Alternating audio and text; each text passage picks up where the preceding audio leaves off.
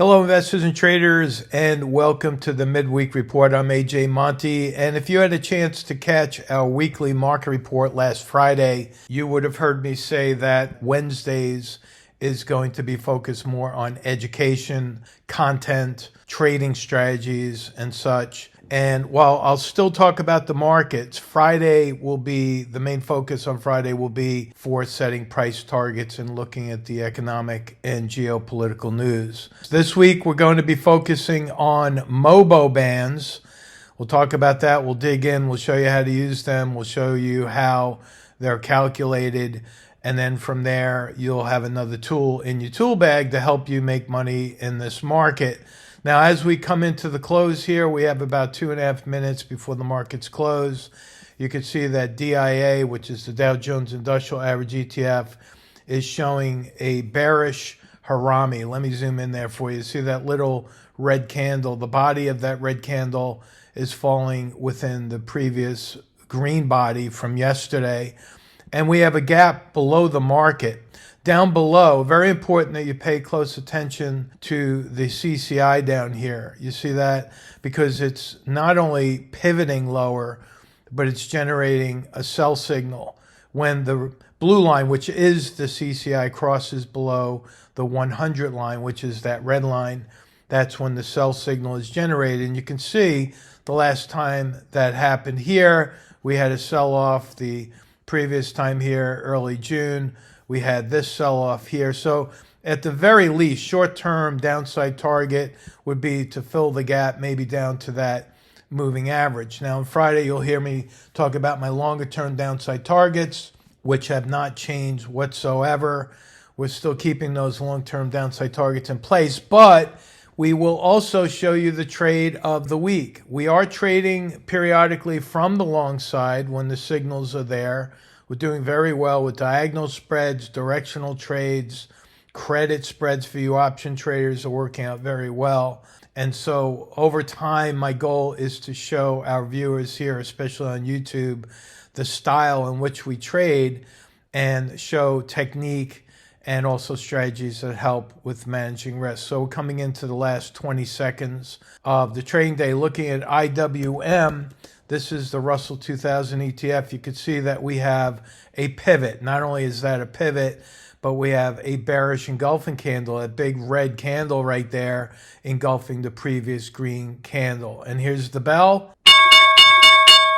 The markets are officially closed on this Wednesday, June 25th. So again, shorter term target, I can tell you that this low from the 23rd is most likely going to be a support level that'll be tested. Again, down below, you could see that the CCI is pivoting. We're going to see pretty much the same thing across the board with negative signals on the CCI. You can see on the Qs, we've got that pivot there after a massive overbought condition. If I back out just a little bit, you'll see that this is the second highest overbought condition on the CCI down there since July of last year.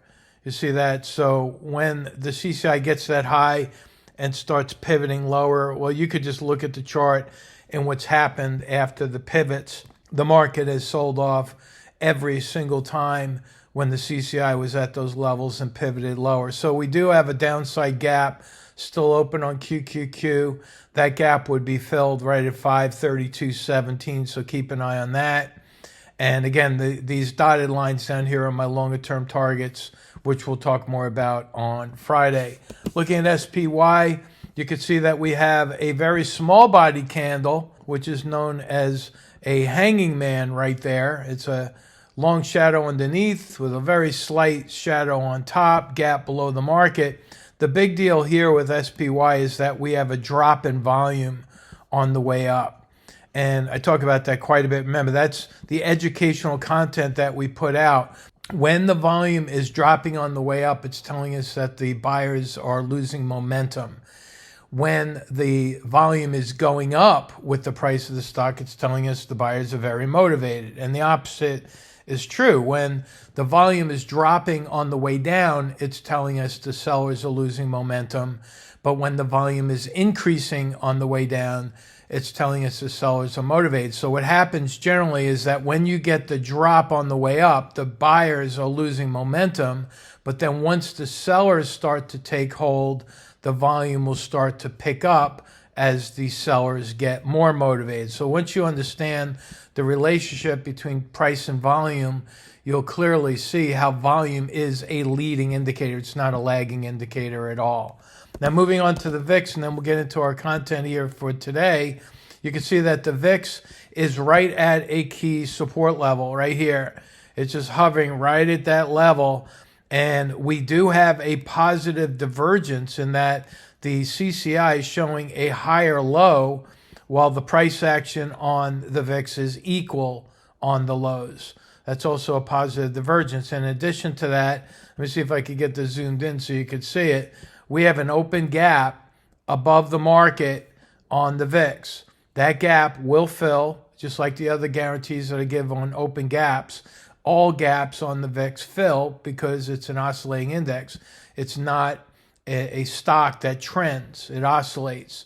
So with that red candle, I think that we could actually see, now I'm putting my neck out on this part here, but I think we could see that gap fill by Friday. We only have 2 more trading days left in this week. Tomorrow is a big deal with regard to economic data that's being released. You can follow on forexfactory.com for live announcements on any, GDP, CPI, PPI, anything that comes out during the week. You can find that on Forex Factory, and we have the link to that below in the description box. All right, so let's get to MOBO Bands. What are MOBO Bands? Well, to explain MOBO Bands, I have to first explain to you what Ballinger Bands are. MOBO Bands were created by David Elliott, a good friend of mine who sadly has passed away from cancer, but his legacy lives on in that what he did is he took Ballinger Bands and the concept of Ballinger Bands and actually inverted the concept and modified the formula on Ballinger Bands. So all credit goes to John Ballinger for the development and promotion of Ballinger Bands, but David Elliott put a little spin on it. And I'm even going to add a little bit of value in showing you how I trade both Ballinger Bands and MOBO Bands together. So MOBO, what does that stand for? Momentum Breakout. MO for momentum, BO for breakout. That's pretty simple, right?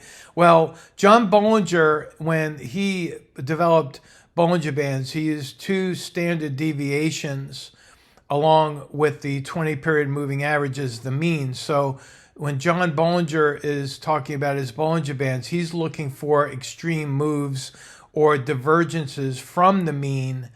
And the way you use Ballinger Bands is to make the trade back towards the mean. So it's a mean reversion strategy. What David Elliott did is he took a different approach and looked at the momentum that was being created within the Ballinger Band. Now, when I show you the examples, it's going to make a lot more sense.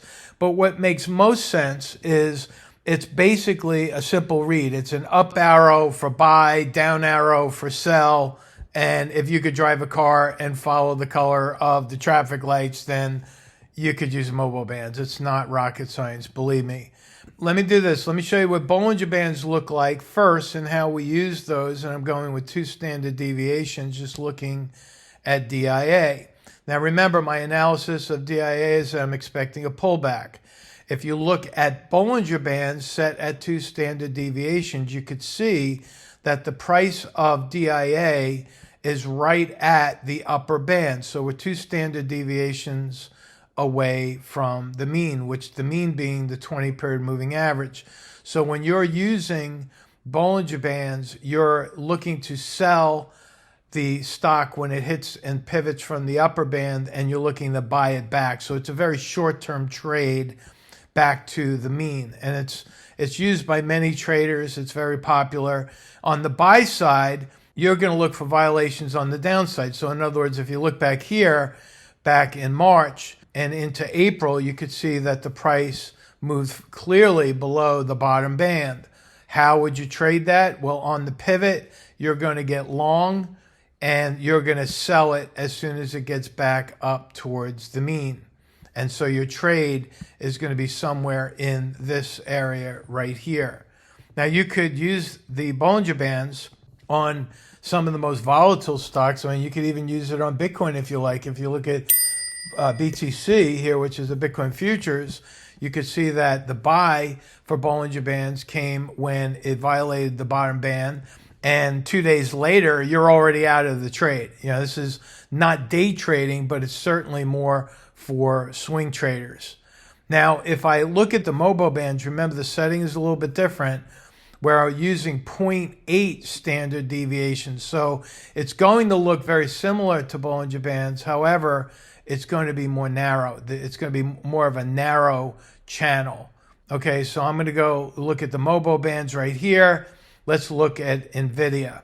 Now, how do you use them? I'll take it one step at a time. Remember, green is buy or long, red is sell or short. Right, so for the folks that are going more directional and you're looking for that longer trade, or I guess you could say the life of the trade, you're getting longer. The way you trade it is you're looking for the stock to break out of the upper MOBO band.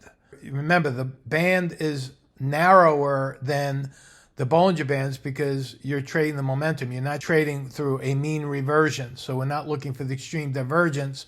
We're looking for the breakout into a new momentum move.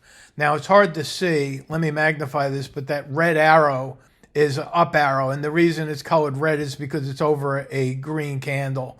If it was a green arrow, you wouldn't see it over the green candle. You follow? So there's the buy signal right there on the up arrow, right? Everyone can see an up arrow. Everyone knows what the up arrow means. And you stay in the trade until you get the down arrow. Well, when would you get a down arrow? Well, you can see that the bands are colored green right now. That's telling you stay in MOBO. You're not doing anything to get out of that trade. You bought it down here, very close to 111, 112. It's trading 150, 431. You're still in it. And you're loving life. Why? Because the momentum is still continuing higher on NVIDIA. Now, should the stock start to pivot lower and start closing below the bottom MOBO band, what's going to happen? The whole channel is going to turn red. You're going to get a down arrow. You close the position. It's just as easy as that.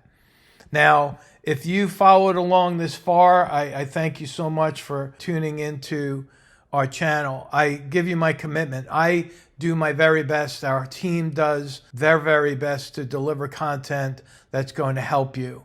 We can't trade for you, but we could certainly show you strategies that have worked over the years, time-tested strategies, whether they be option strategies, technical signals, technical strategies, risk management strategies. And as long as you subscribe to this channel each and every week, you're going to get a little golden nugget of information that could help you out.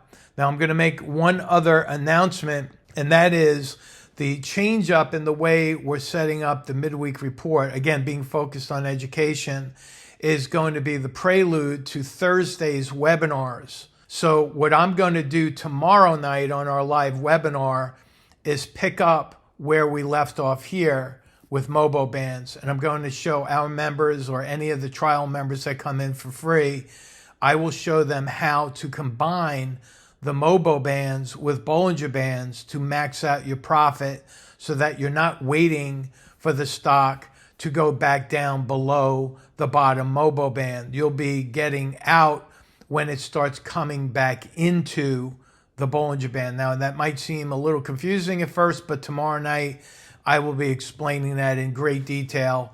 And if you use Thinkorswim as your trading platform, reach out to us at StickyTrades. I'll put the email address right there, and we could share this link with you. And you can see the share button up here. If I click on share right there, I'll be able to share that with all of you who have the platform. So you don't have to waste time setting it up. All you have to do is click on that link, save it to your platform, and you'll have it, everything the way you see it, color-coded, arrows, green, red, the whole shebang. You'll have that ready to go. So then you can follow along. And then if you have any questions, then feel free to ask questions. You know, the comment field down below is for you to use. You could comment and talk about how much you like these videos, but you could also ask a question. And I encourage those because I want to help you, like I said before. So thank you so much for watching. You have a good rest of the week, and I'll talk to you on Friday through the weekly market report. Take care.